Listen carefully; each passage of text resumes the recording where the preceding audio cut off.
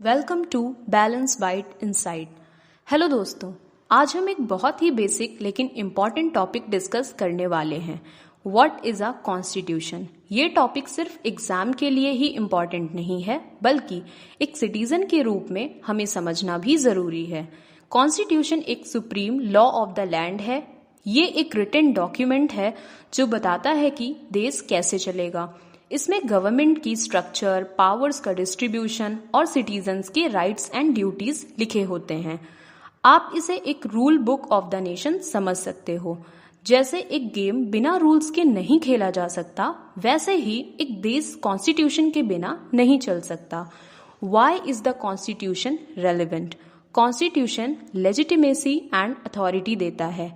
ये बताता है कि कौन लॉ बना सकता है, कौन इम्प्लीमेंट करेगा और कौन इंटरप्रेट करेगा। कॉन्स्टिट्यूशन पावर को लिमिट करता है ताकि सरकार अपनी पावर का मिसयूज ना करे। फंडामेंटल राइट्स प्रोटेक्ट करता है, सिटीजन्स को आर्बिट्रेरी एक्शन से बचाता है। Constitution unity in diversity ensure करता है। इंडिया जैसे डाइवर्स कंट्री को एक थ्रेड में बांधता है। कॉन्स्टिट्यूशन फ्यूचर जनरेशंस को गाइड करता है, स्टेबिलिटी और कॉन्टिन्यूटी देता है गवर्नेंस में।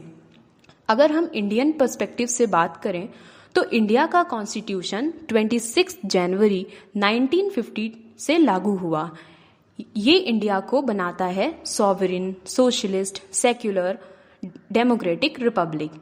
ये दुनिया का लॉन्गेस्ट रिटन कॉन्स्टिट्यूशन है। हमारे देश में पार्लियामेंट्री फॉर्म ऑफ गवर्नमेंट है और पावर्स को डिवाइड किया गया है लेजिस्लेचर, एग्जीक्यूटिव और जुडिशरी के बीच।